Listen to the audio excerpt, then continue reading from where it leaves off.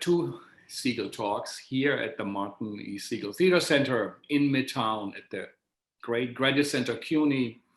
And my name is Frank Henschke. I'm running these talks for 4 months. I spoke daily, every day of the week with over 90 sessions to like 150 artists from 50 countries. And we had a look at what this pandemic, the situation we are in, is, how it's infecting us, what it is doing to us, and why we have to continue, but also what we have to change in the ways we do things, and to find forms that now work. As Brecht said, and we always use it as a motto, new times need new forms of theater. And if there's ever a new time, something where we feel things cannot go on as they were, but they have to be a change and we have to be part of it, it is now. And it is important to listen to the voice of artists. And now in the fall, we open it up also to producers, curators, thinkers, academics, philosophers, community organizers.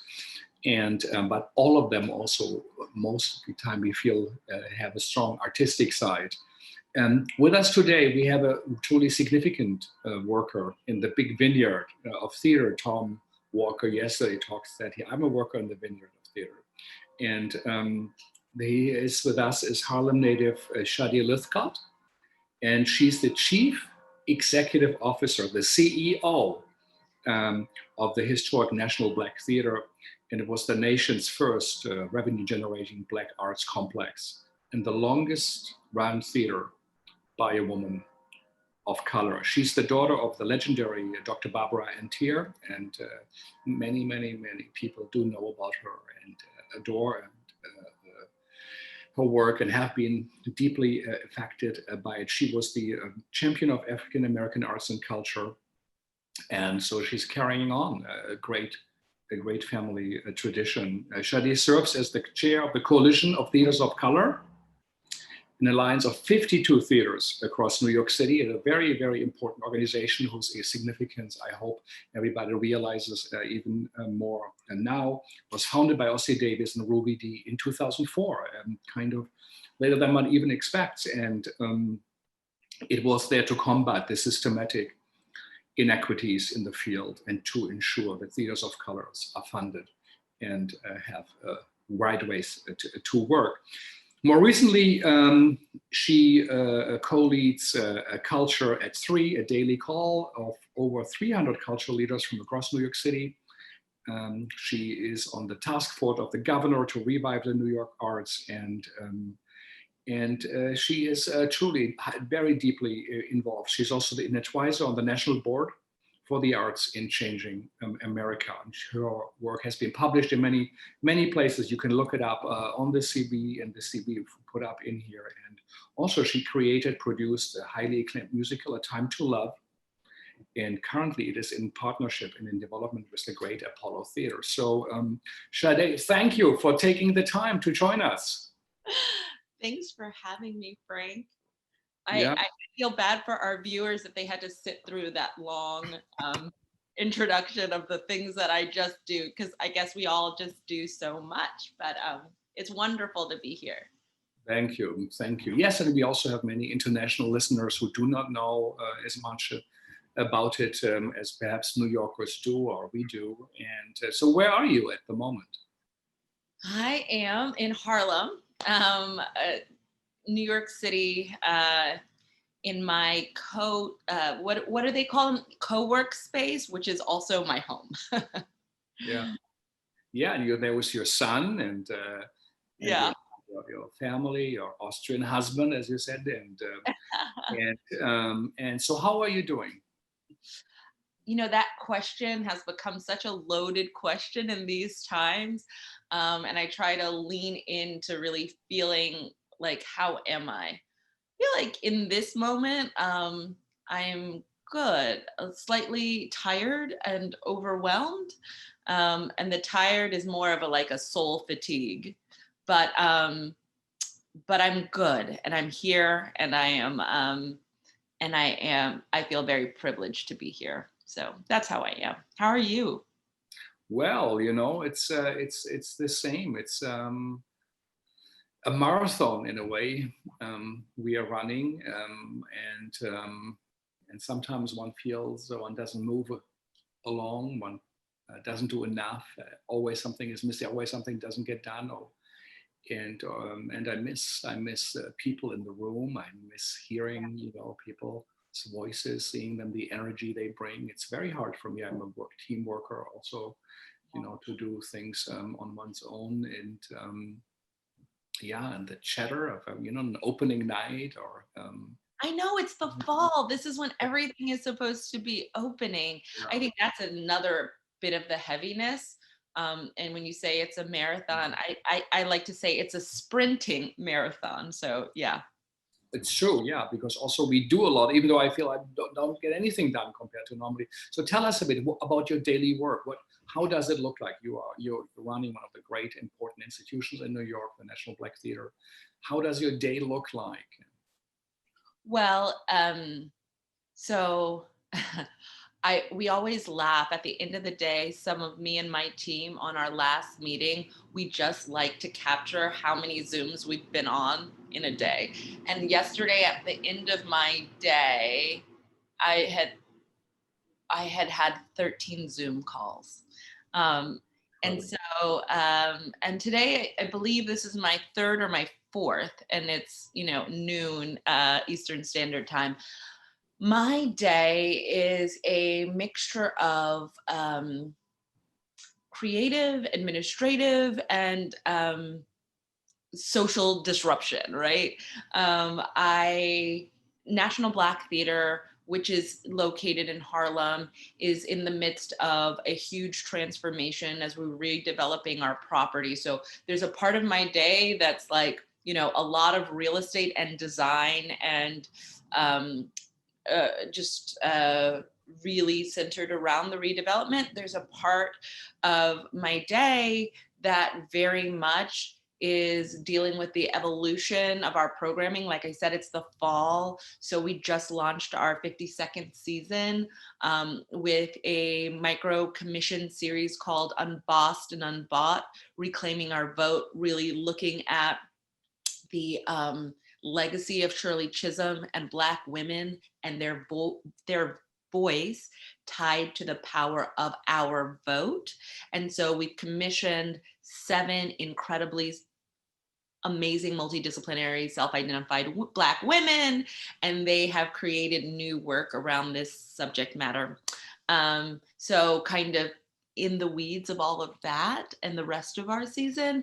And then the other part of me is that every day at 3 p.m., I find myself here co-leading with Lucy Sexton from New Yorkers for Culture and Art and Terrence Sacramone from the Queen's Theater, Culture at 3, which is a daily call that brings nonprofit art leaders from around New York to one place every day to share questions, concerns, how we're navigating this time, to lean on each other as resources, and to find sustainable ways to move forward. So my day is a mixed bag of lots of different things. Yeah. And so then you have also the kid with you, that's quite incredible time. So what's on the minds of the people who are with you on the calls? What do you guys talk about? Well, the beautiful thing about Culture at 3 is it's this completely democratic space. So we literally talk about whatever is on the minds of folks in the moment. So, it's everything from federal advocacy around Save Our Stages and helping to inform what that bill looks like from a federal government standpoint, all the way down to how to fill out a forgiveness application for PPP.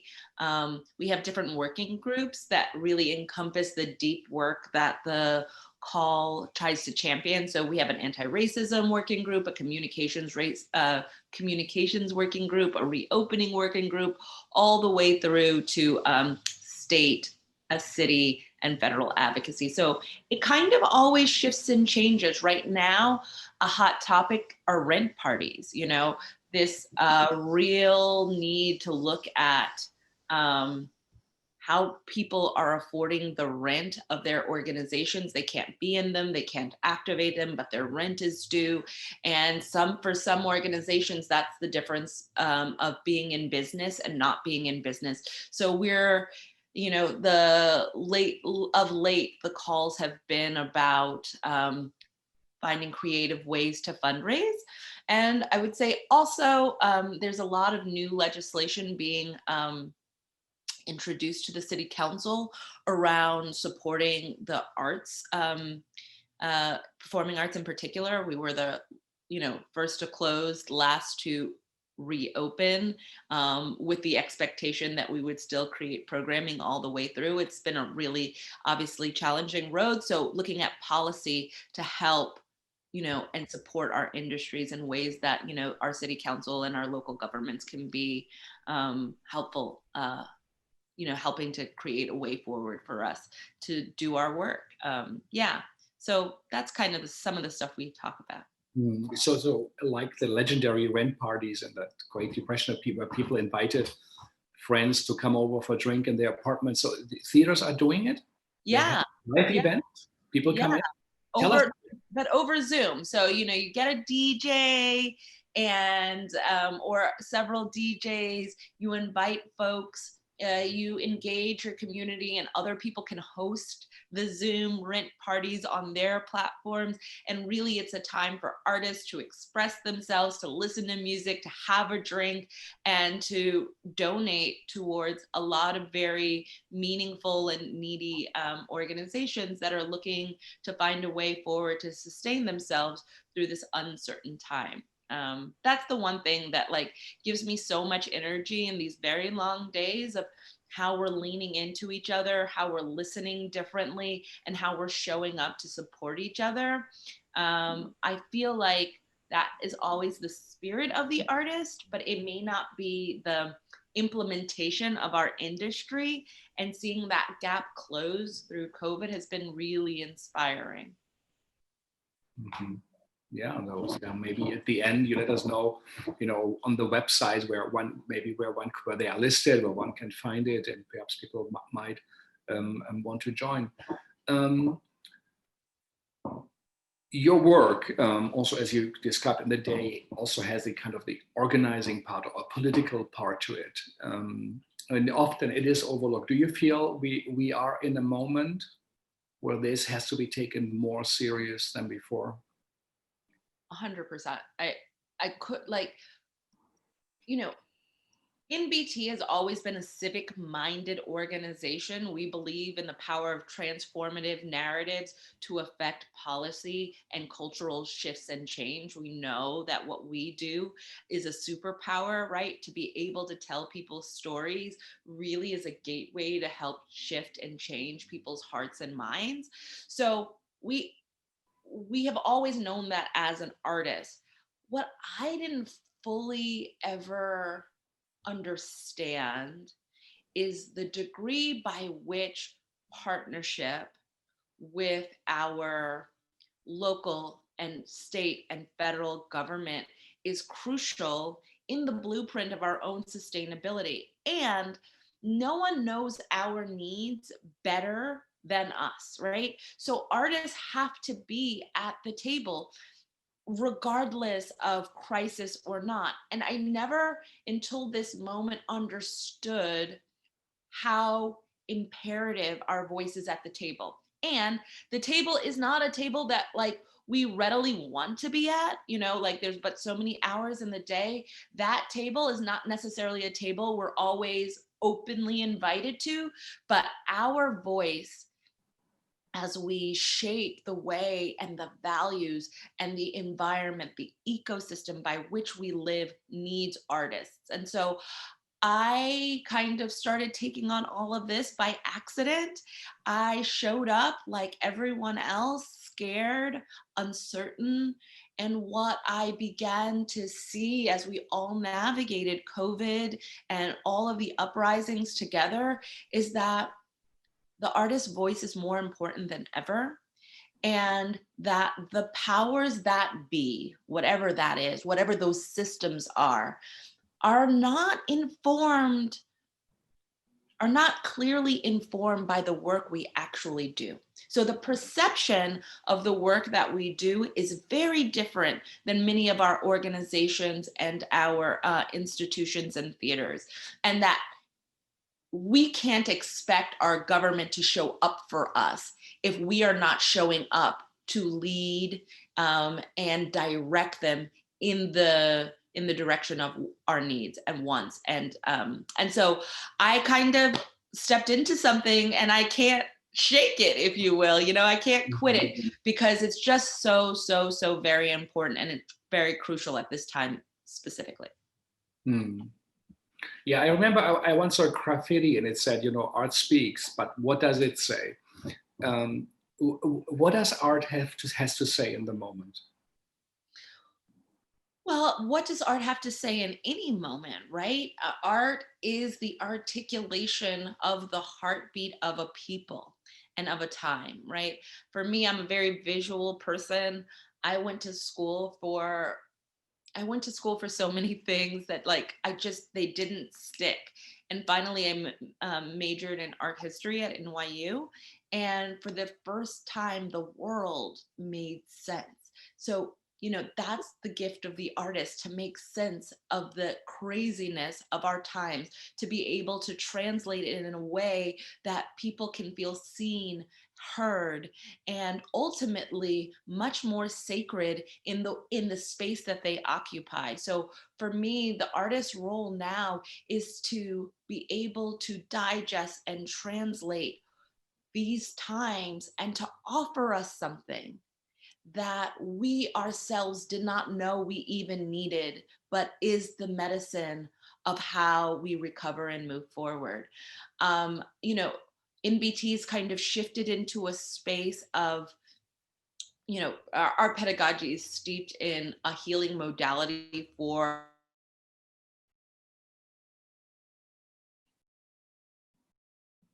Yeah, I think we lost her for a moment, at least I did. artists. Oh, am I back? Yeah. And so that's built into our programming. But really now in this moment, Frank, what we've pivoted towards is how to be better active listeners and deeper listeners, because we find a lot of our activism or our artivism, it comes from a space of listening. And now more than ever, because these are unprecedented times, the listening is informing the art in a profound way. So yeah, how are you experiencing that at the Mark Segal Center?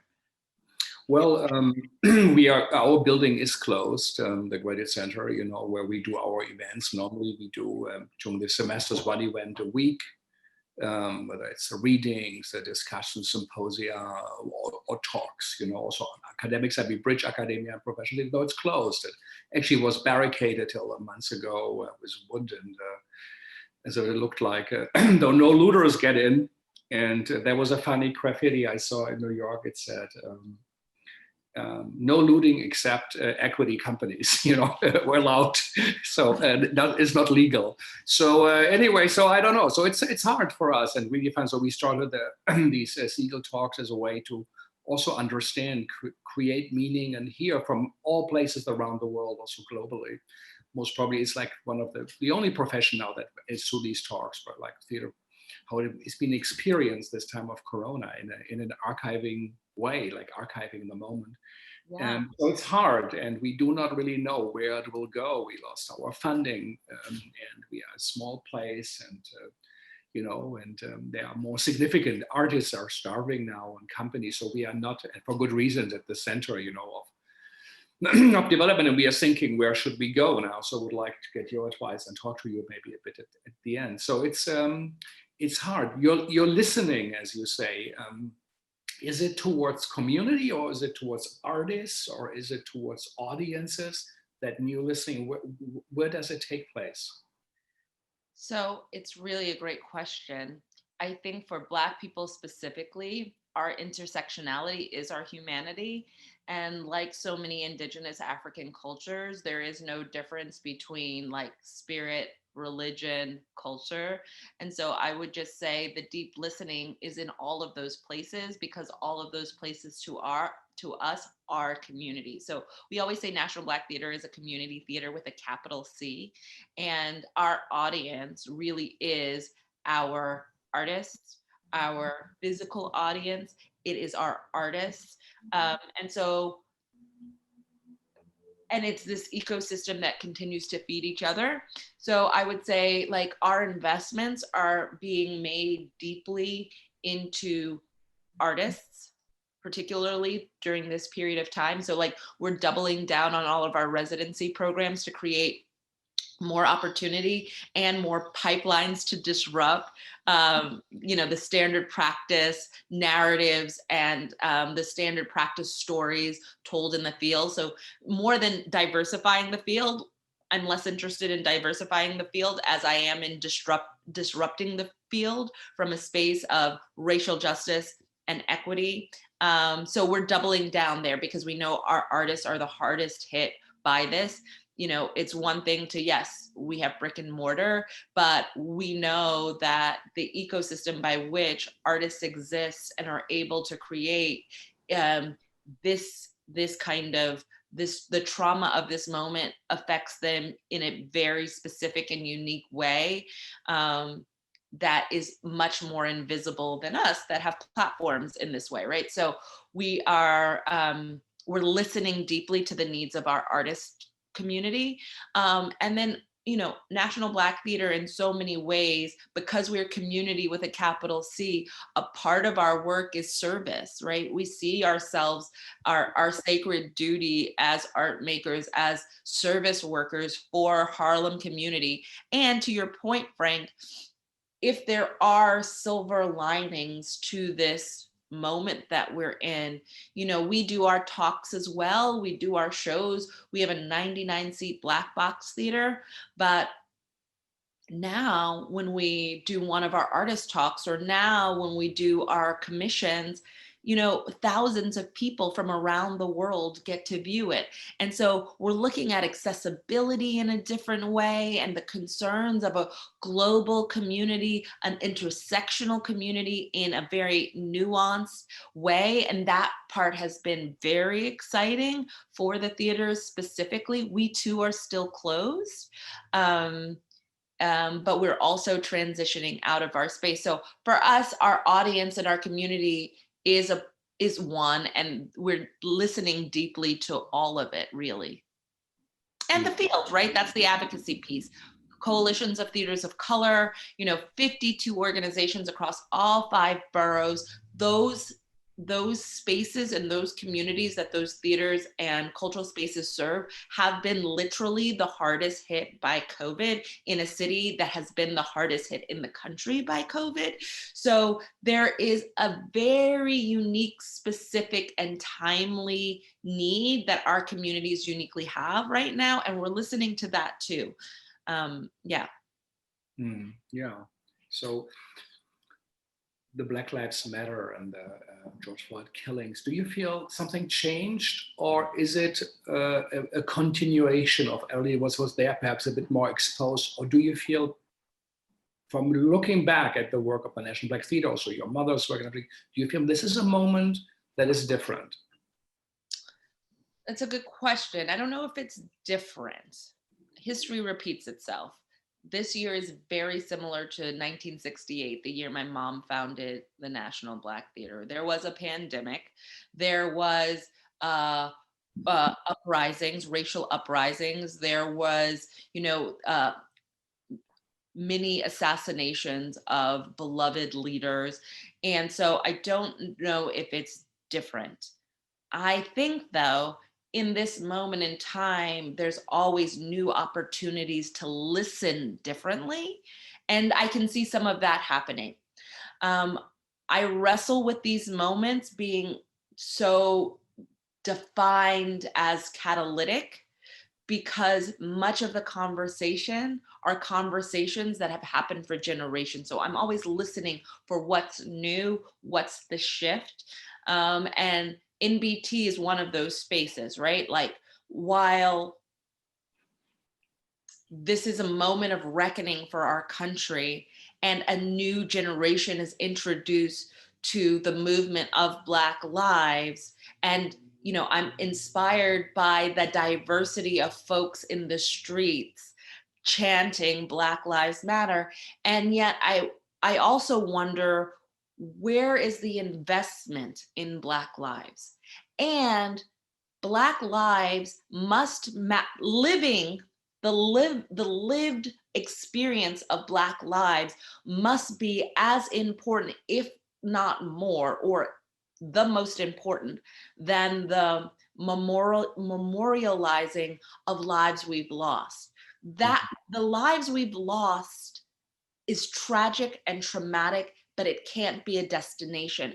And NBT's opportunity and challenge is to invite people in to building institutions and arts that are reflective of the quality of our lives mattering, as opposed to the dismantling and the calling out of systems that must change. And so for me, that feels new, and that feels inspired, and must stay at the forefront.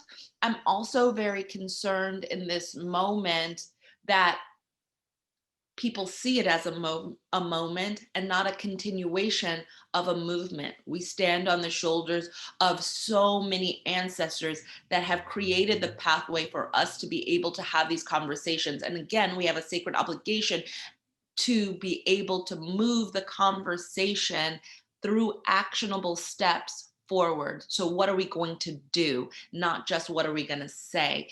And so for me, those are the things I'm looking at for it to be different. I'm looking for, you know, entrenched conversations around sharing power, not just racial equity. I think that our lives mattering is the floor, it's not the ceiling. And there's too many conversations around the floor. And I want for my people, my community, my theater, I want for artists, I want for America and the world to understand that all of our humanity is intertwined with one another. And if there's any community that is not well, none of us can be well. And these protests and these rebellions will continue, you know, day in and day out, if we don't have a reckoning around our shared humanity. So yeah.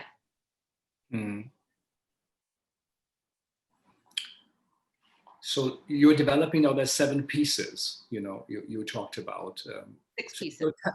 Oh, 6 pieces, yeah. So tell us a bit, how is that reflected in the work? Or what are you looking, does it has a different political tone in it, or what are you detecting? Is there, or tell us a bit about maybe also the artists involved. So what do you?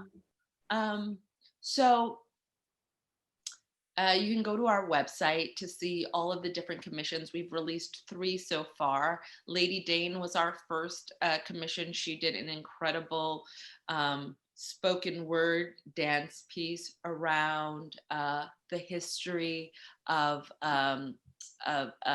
suffragettes and how Black women specifically were used and removed from that movement. So she, in her commission, I want to say, is course correcting through her lived experience the Black woman's experience, the Black woman's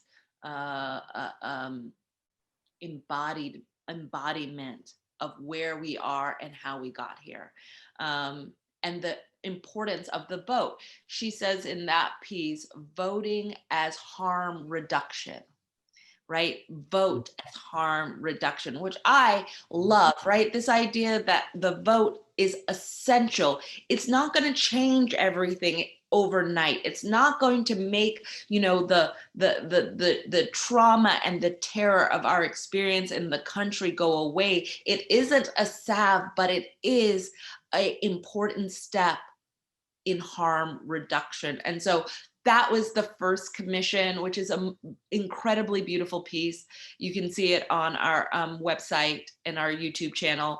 And then every week we're releasing a new video leading up to the election. Ngozi, who shared this platform with our artistic director, Jonathan McCrory, months ago at one of the Segal talks, she's a commissioned artist, and her take on it, I don't want to say too much about it because we haven't released it, but hers is really a check-in on Black women. She's just like, how are we doing? You know, she's concerned in her piece about the soul of our people.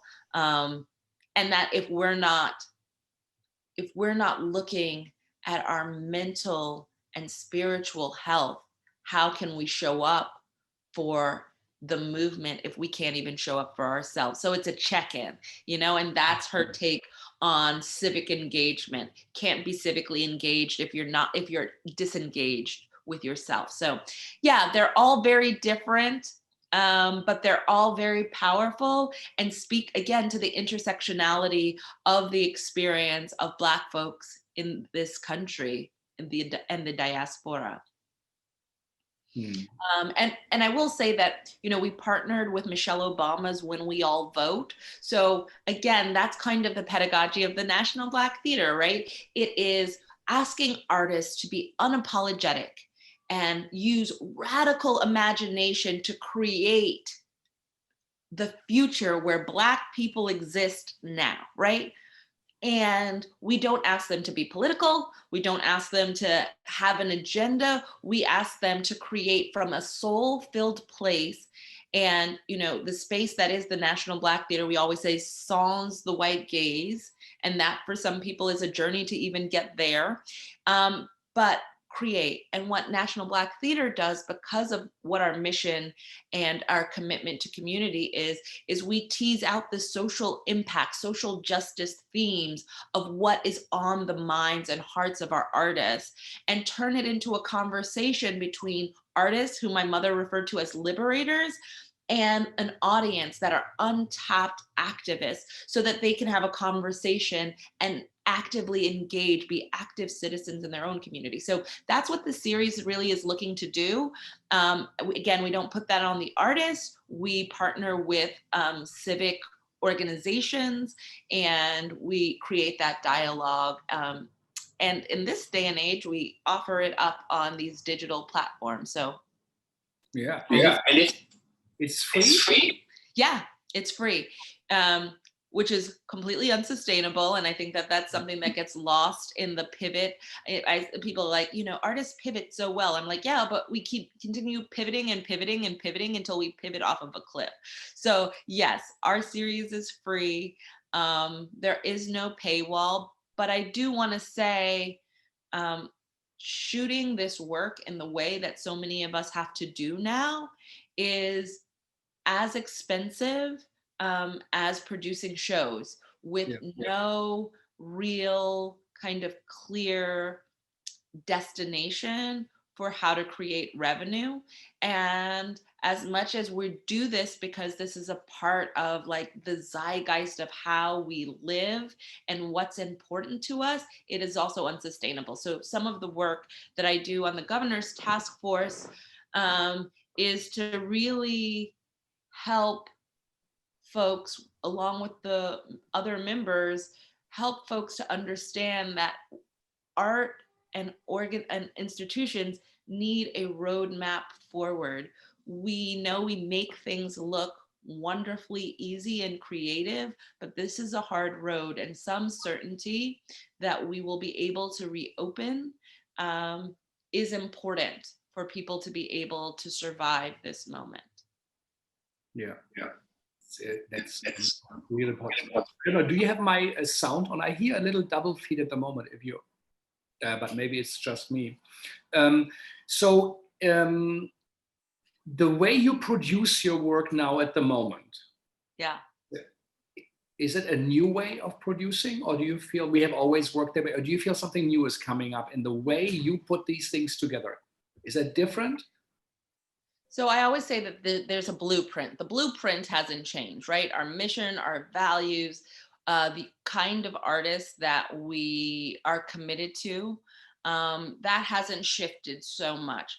But our approach absolutely has, in a lot of glorious ways and in a lot of ways that are, really challenging. I think the glorious part of it is that we're looking at accessibility in a much more nuanced, entrenched way, which I think as an industry is imperative, and specifically for our organization is something we've always championed, but really doing that in a different way.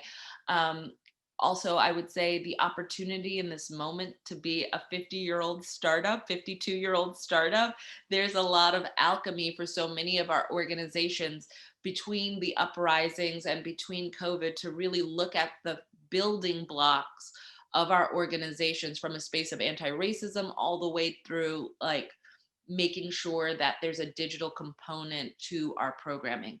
That said, creating programming that's dynamic and has the same artistic rigor for a platform that isn't so familiar to us. We're learning on the, day to day on the job of how to make dynamic work on this platform.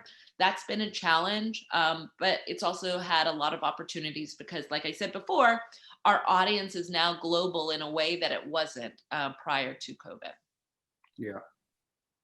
Yeah, it's an incredible change. So we are experiencing it. We sometimes have listeners from 25 countries, 5 or 10,000 people on one talk. It's was not imaginable even for us before. And I would like to applaud you, as you said, as a 99-seat theater with, that has to fight for survive. The work you guys do, the research, the experiments compared to the big Broadway theaters where New York is normally identified with, in America and in the world, it is also the dominating, system of commercial theater where it is about making money, an industry that made billions, and they are not doing the work you're doing now. They are not supporting in the way you were doing it now. And it does show now, where theater it really is, or the heart of it, or the soul, and your contribution is of such significance. And I wonder, the 52 theaters, the alliance you also had, Can I just say something to that too? Yeah. And what I hope for this moment, the kind of work that National Black Theater does and what we value is transformative experiences.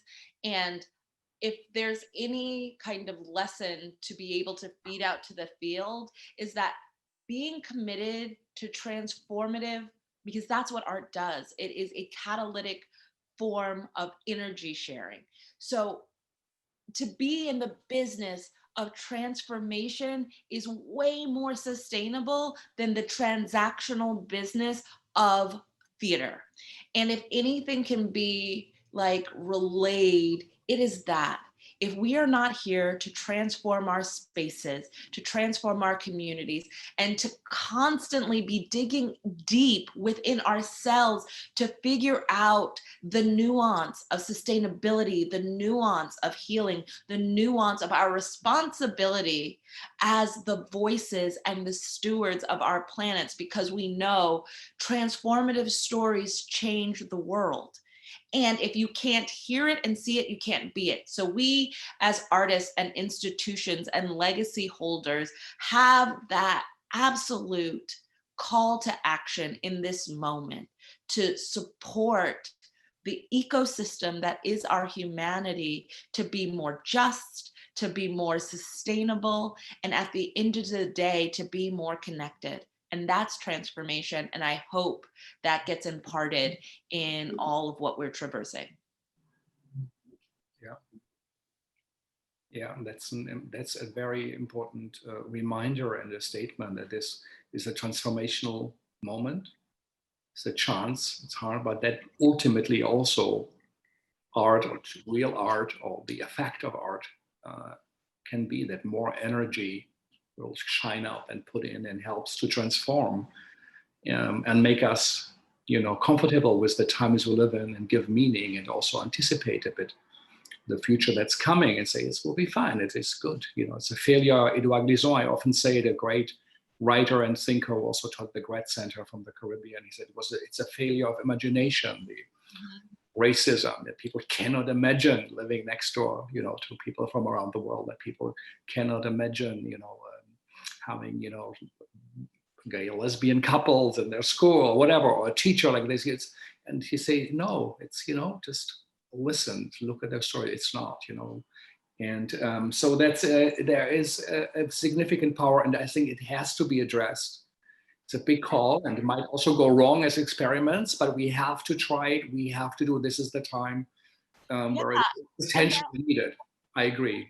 Yeah, and that there is all of this, you know, you cannot have catalytic shifts without disruption.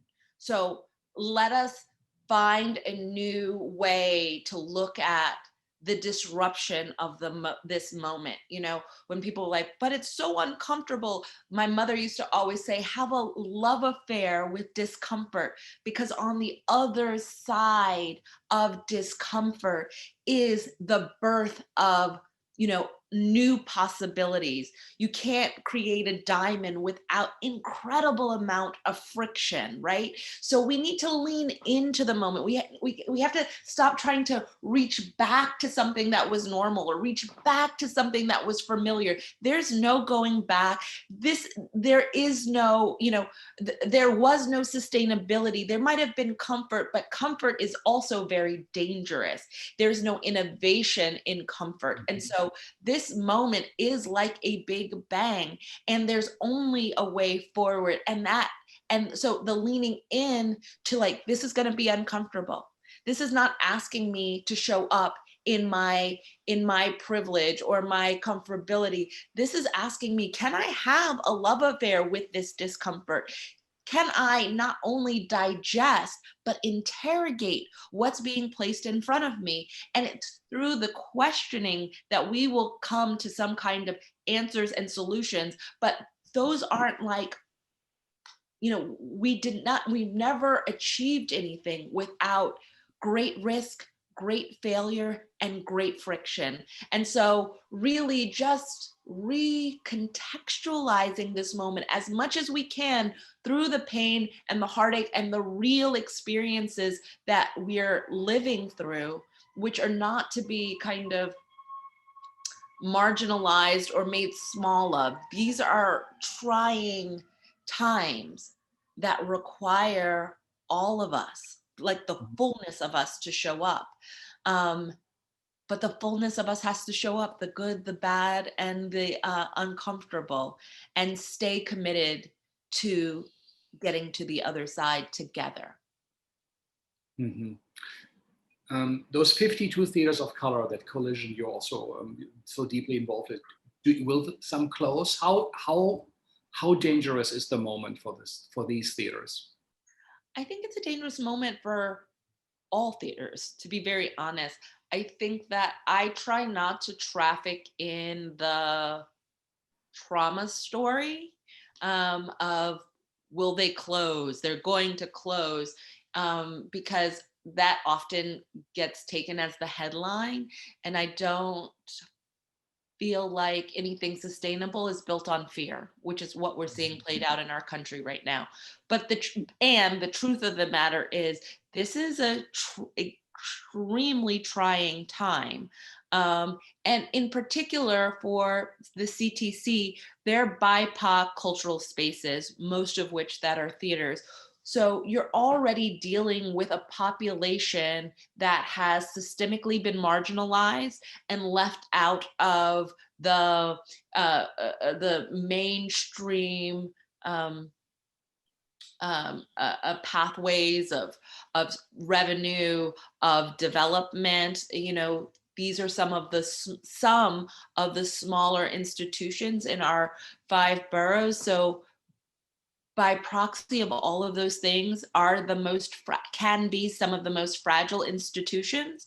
And so this is really hard.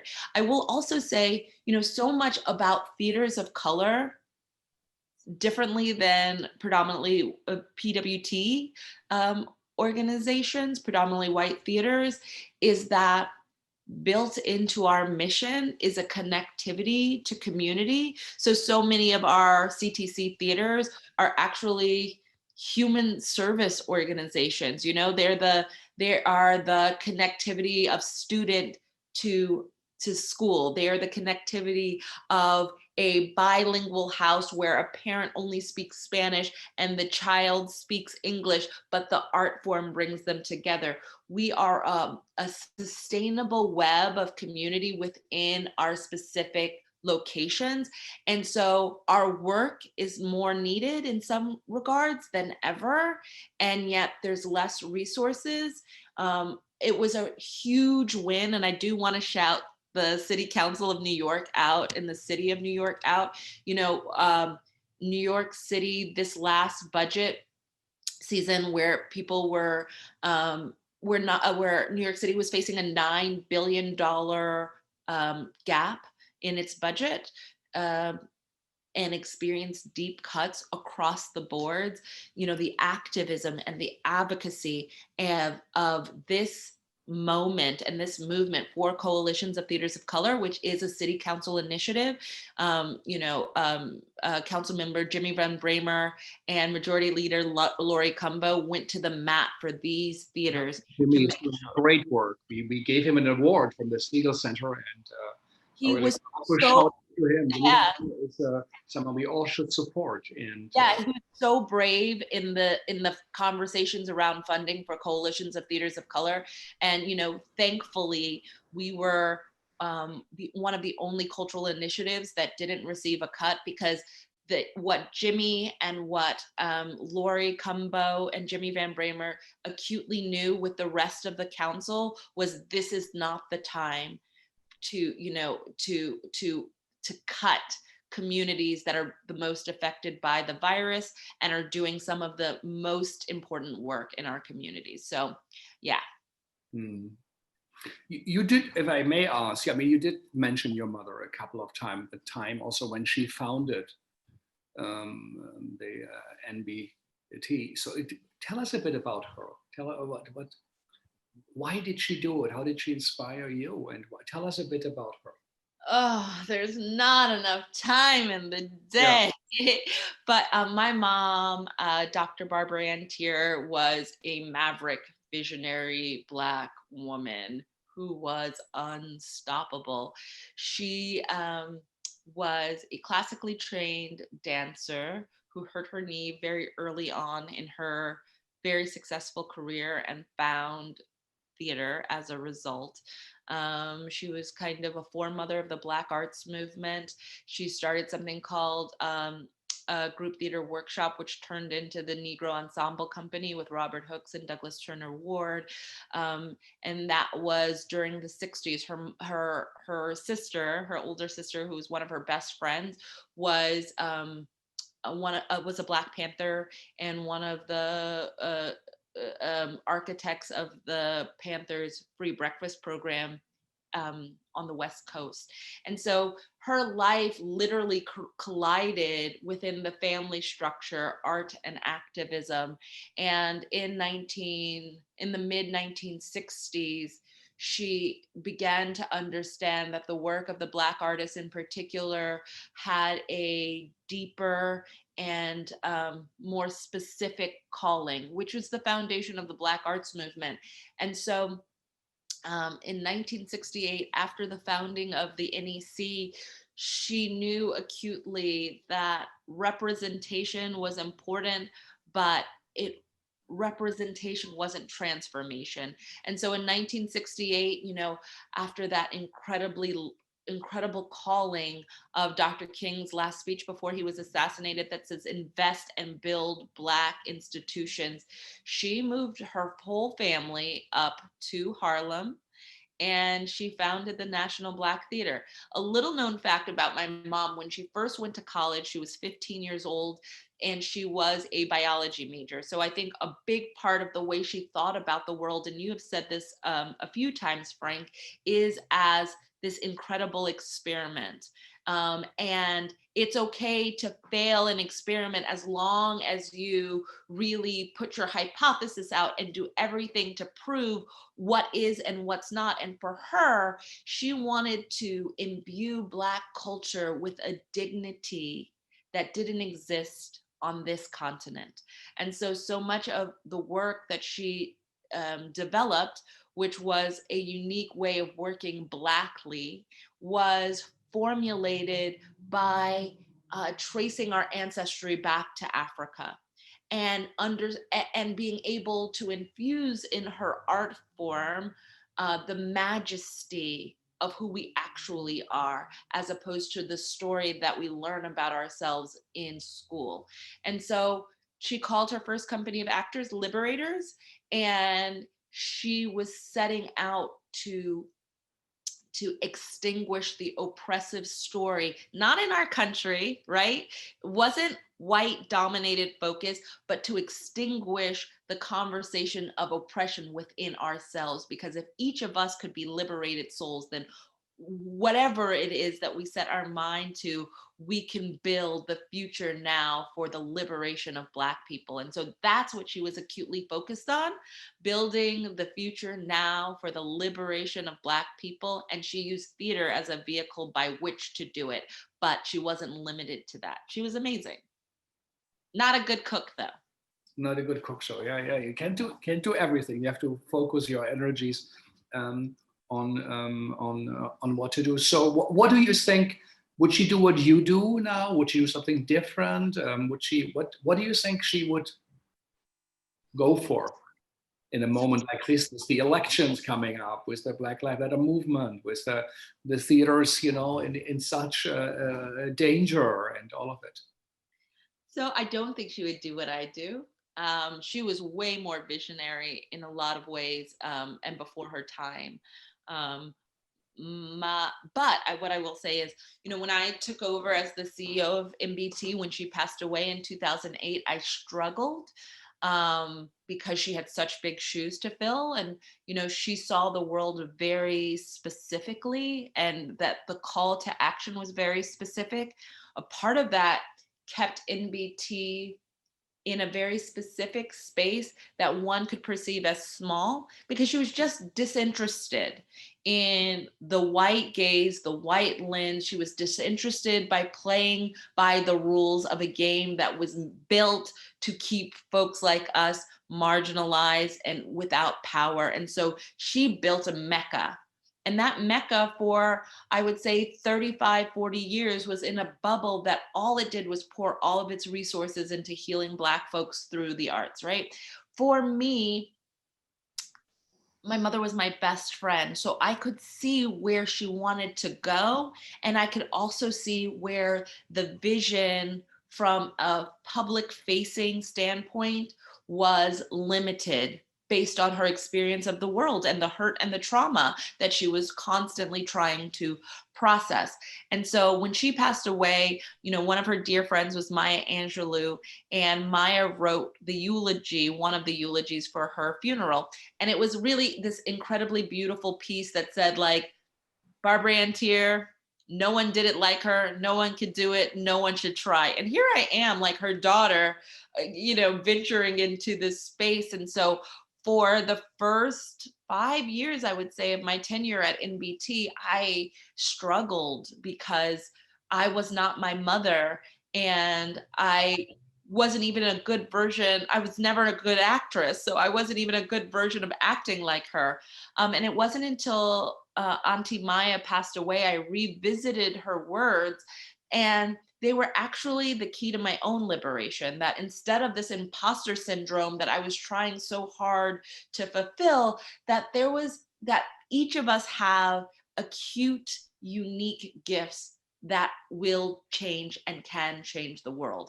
And so I started to look at my role at NBT as just that, my mom did what she did. She built what she built, and no one can do it better than her. But what can I do? What can Jonathan McCrory do? What can we uniquely bring to the legacy of NBT? And for us, that was translating the work into a brand, translating the work into a national stage by which we can be in service to more artists and more community based on the absolute building blocks and blueprints that Dr. Teer built. So we look very different, but we're very much the same. We are rooted in the same things NBT has always been rooted in, but we're a little bit taller, if you will, because we stand on the shoulders of such mighty ancestors, Dr. Teer being obviously first and foremost. So yeah, and I will say lastly to that point, you know, one of my mother's dearest friends and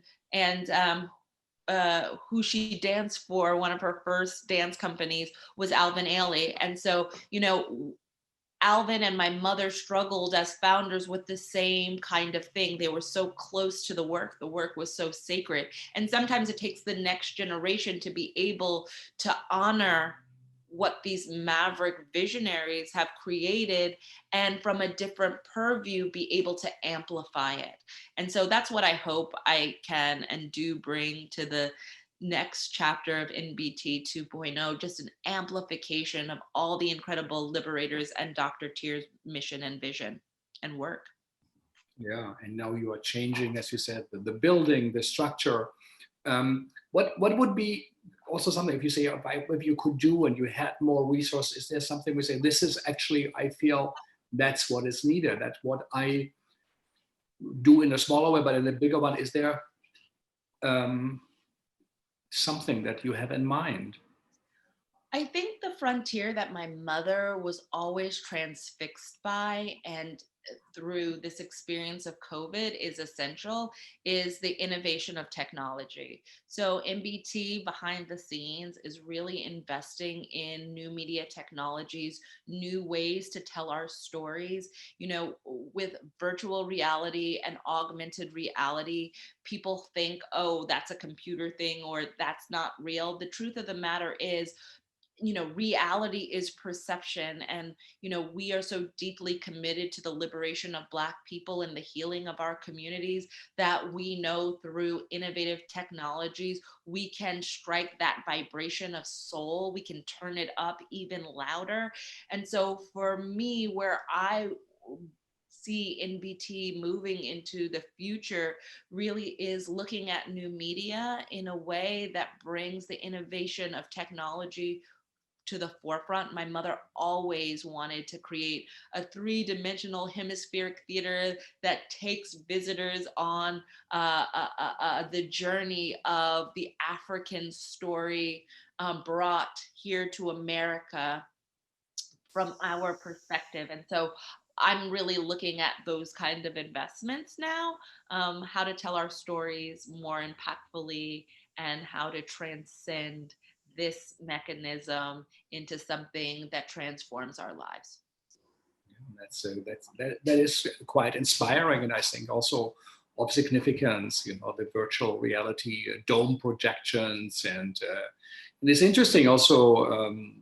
Ralph Pena with the Mailly Theater said, I'm investing a lot to have my small theater kind of a virtual TV studio that I can do anything I want or we want in my community. Because he says, now we have, you know, listeners and viewers from around the world, but we still want to do theater. But I think that thing he feels he has to invest in, as many also say, we have to go in the parks, in the streets, we have to go outside, and also then bring people back inside and the technology. So really something is happening, something already has changed, and we are slowly maybe coming to terms with it. You know, we are trying to do in the summer of 2022 a 3-week New York International Festival of the Arts. There was a very, very big one Marty Segal put together, and Joe Melillo worked with him at the time. And I think we try to create something. The Avignon Festival, the big one, was founded after World War II. In 47, when there was really a long time of a city not having open theaters, not having freedom of speech. And so the big idea is, you know, to invite all theaters, to participate, some of it curators, or all the theaters of color you work with in all the 5 boroughs, but also to go to the parks and parking lots, lots of site-specific work. So I want you to invite also, to be part of it, and to think of that. How can we celebrate life again, and the change, and the arts, and perhaps in a different way? I think it's wrong. Something that we know that Broadway theaters are asking for subsidies that they can go on, and charge, the $150, $200 for. I love it, and it's great work, and fantastic actors, and it's performed so much, and that the city is actually identified with theater and the arts through Broadway. But also it has been perhaps more, as you said, the transactional part of it, in the part of the sugar industry, the sugar drinks instead of the good tea. You can also, they're both drinks, and I think we have to find ways to transform this. And so I would like you, also to be part of it in the very beginning of it, and we also hope that some international people will help. But what you talk about, I think, is so significant. We have to, include the city, the audience, and look new at our community, and also learn from what you said. You said our communities have always been at the center, and it is true. It's a very big difference than the theater, where people are looked at as ticket buyers, like politicians, and people are voters, companies are their customers. Well, theater of color always have done that. Say we are a place of community. And that is sustainability, right? Looking at the world through a holistic lens where there is no separation. That is the seat of all of our humanity. And so, in these moments where we can find more deeply human ways to connect, and that's why technology can be important, because even though there is this barrier, I think that there are really innovative ways to dive deeper into our humanity with what the situation that we are been handed. And so I hope that that's what comes out of this. So much of this pace, as you've said, is a marathon. What I really am in meditation with constantly is how to make this moment that has in almost every way sought to dehumanize us, through the lens of racial justice, but also through these very confined boxes that don't actually even acknowledge our full humanity. How do we infuse that? Is it, I make, at the end of every week, my staff call, we do favorite frames. We start every staff meeting. What's the favorite frames of the week? So we can frame the goodness. On Wednesdays now at Culture at 3, it's Wellness Wednesday, and we implore everybody to share the mechanisms by which they tap into their own humanity and tap into their own, wellness. We start Culture at 3 on Wednesdays with a piece of art to remind us why we do what we do. And so I'm very fascinated by the festival you've described, and I'm very much wanting to center, our humanity in all of the conversations we're having, because that's how we'll get through it.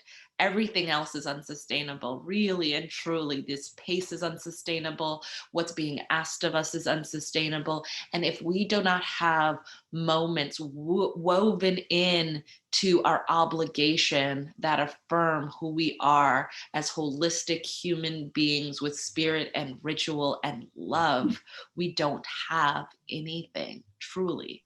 Yeah, I think this is a really significant reminder, and not perhaps as obvious, to us, that it's also our bodies are connected in our own lives, our own well-being is essential, in a way, like in the airplanes when they say, you put the mask on and you put it on your kid, So we have to take care of ourselves in order to also, function. And this is something significant that also art, in a way, teaches us, hopefully. And also, from the Laundromat project that we talked to, when Kimi said, we always were running and doing this, and we didn't even ask, how are you? to the people who work with us. You Yeah. know, how could that be? And they say, what's the big change? Also, we say, yeah, how are you? Yeah. How do you feel? And that's also we have to ask ourselves, you know. So that is a big change next to, I think, yeah, a much stronger political agenda to awareness of the arts and the place of it, and that we have to, you know, as your mother would say, you know, have to be part of the liberators in a way, in a radical, revolutionary way, and I think there is a lot, you know, to really learn from that. Also, what you guys do. We're slowly coming to an end. What inspires you at the moment? What do you read? What do you listen to? What are artists you look up to? What do you say, these guys, this has answered, or this helps me to go through? What do you, what's? I think three things. One, no one person has ever been a bigger inspiration or a challenge to my growth than my three-nager son, Thelonious. So this 3-year-old boy teaches me, thinks he's like 3 going on 13, constantly teaches me how to be more empathetic, more patient, more flexible. So him. Also, I would say, you know, every second Thursday of the month, NBT does a talk series called The Download. And the Download is an opportunity for Jonathan, myself, Nia, and Chelsea, kind of the creative heartbeat of NBT, to have real-time conversations about what's happening in community. And I learned so much from the 3 of them. And I'm so inspired by what comes out of our downloads. And then the last person I would say that I am truly and constantly inspired by literally are like the universe of Black women, but in particular, Adrienne Marie Brown, her championing of pleasure activism and looking at pleasure as a most important part of our activism is something that I'm constantly referring to and informing how I articulate the importance of a holistic approach to our work and our activism. Also, in that same vein, the NAP ministry on Instagram, also like prophetizing around the importance of rest as an act of resilience.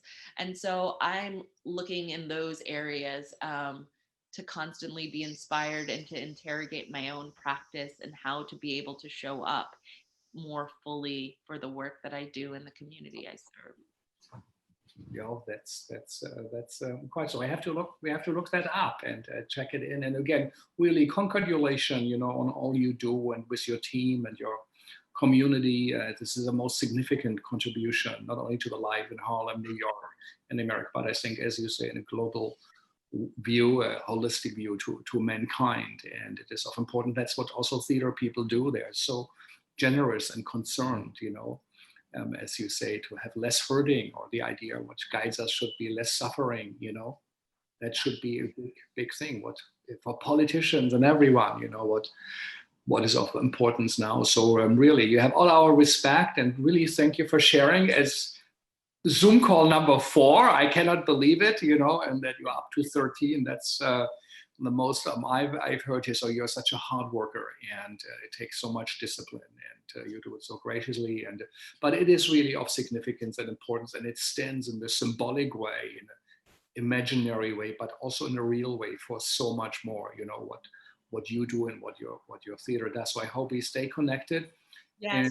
And again, really thank you. And there's a lot to think about and a lot to learn from.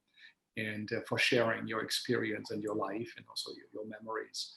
And yeah, that is quite something that, in that strange way, that virus time and all of it brings us in some way closer and together, and we listen and know a bit more about each other. Tomorrow we have Saviana Stănescu. She's a playwright from Romania who also taught at NYU, where you went playwriting. She has been a working playwright, now is back also in Romania, where she tries to investigate the transformative power, the revolutionary power also, as she said, of theater and the arts, which of course is not easy, also in a place like this with all the complications. So we're going to hear a little update from her. Next week, we're going to have Florian Malzacker. He's a German curator and wrote a book about games. And as you would say, the kind of pleasure, the fun, there's, how maybe theater and performance, have to be in a way a bit more looked at also as instructions or based on games and participatory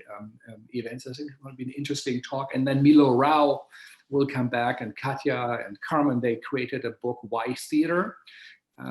So in that they talk to many, many theater artists. Why do we have to do it? It's a great book. I think it's part of the Wiener Festwochen program, also what that is. So here they're going to talk. And for our festival, and where we also would like to invite you, we also try to bring these people then together, that they hopefully come here, and maybe Florian will bring some of his crew or people he talks about, to create something in neighborhoods all over, as you say. And that's of the significance of the 52 theater coalition. They're in all 5 boroughs of New York City. And if you look at the amount of money spent per head in Manhattan on culture, as little as it is compared how it is in Queens or Staten Island, the Bronx, it's shocking how different that is. And that if there is a great audience, it is there. So I think this is also something we really have to change, be open about, and work for, and enjoy, and make a difference. So hope you all will be able to listen in tomorrow and next week. Thank you again. Thanks to HowlRound for hosting us.